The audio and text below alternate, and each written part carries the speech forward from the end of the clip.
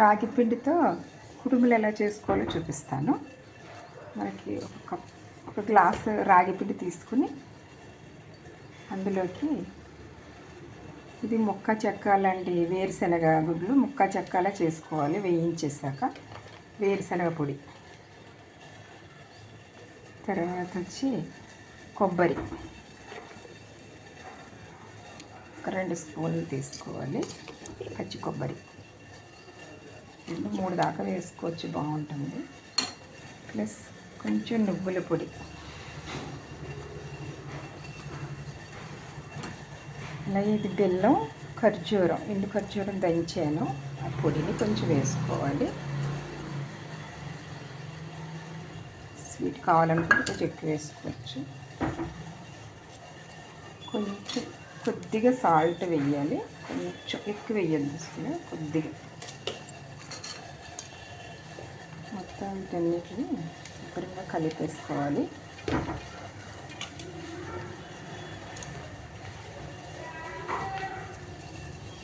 పొయ్యి మీద వేడి నీళ్ళు పెట్టాను, కొంచెం వేడి నీళ్ళు వేసి కలుపుకుంటే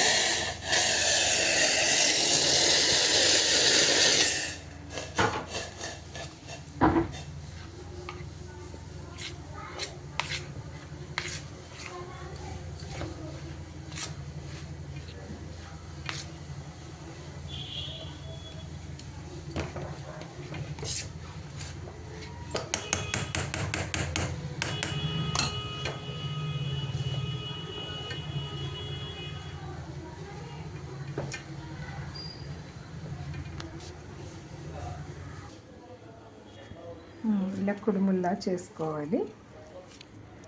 ఇలా చేసుకుని ఇలా ఆవిరి మీద ఉడకపెట్టుకోవాలి. ఇలా కుడుముల్లా చేసుకుని ఆవిరి మీద ఉడకపెట్టుకోవాలి.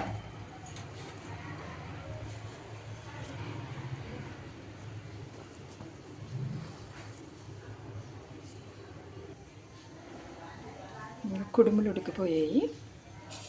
వీటిని మనం కొంచెం చల్లారనిచ్చి తింటే బాగుంటాయి.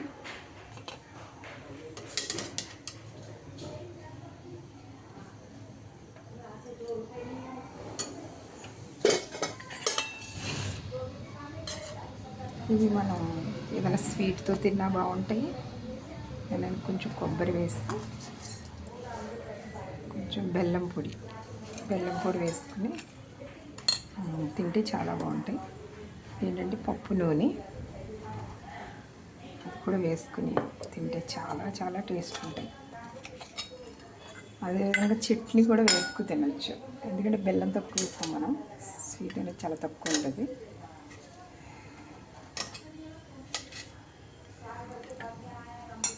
ఏదైనా అల్లం చట్నీ లాంటిది వేసుకుని తింటే చాలా బాగుంటుంది. నేనైతే నిన్న చేసిన అల్లం చట్నీ ఉంది కదా, అల్లం చట్నీ వేసుకుని ఎలా అయినా తినచ్చు. అంటే స్వీట్ తక్కువ వేసాం కాబట్టి కారం కూడా వేసుకోవచ్చు, చట్నీ కూడా వేసుకోవచ్చు అనమాట. చాలా టేస్టీగా ఉంటాయి, చాలా హెల్తీ. ఇందులో కార్బోహైడ్రేట్ చాలా తక్కువ ఉంటాయి, ఎక్కువగా ఐరన్ ఉంటుంది. అలాగే వేరుశనగ పప్పు, నువ్వులు వాడాము, కాల్షియం ఎక్కువగా ఉంటుంది. కొబ్బరి, ఇవి బ్రేక్ఫాస్ట్గా చేశాను నేను, చాలా టేస్టీగా ఉంటుంది. చూడండి, ఇలా స్వీట్లో తిన్నా కూడా మనకి చాలా అంటే చాలా బాగుంటుంది. చాలా కమ్మగా ఉంది. ఓకే, మీరు కూడా చేసుకుని తినండి.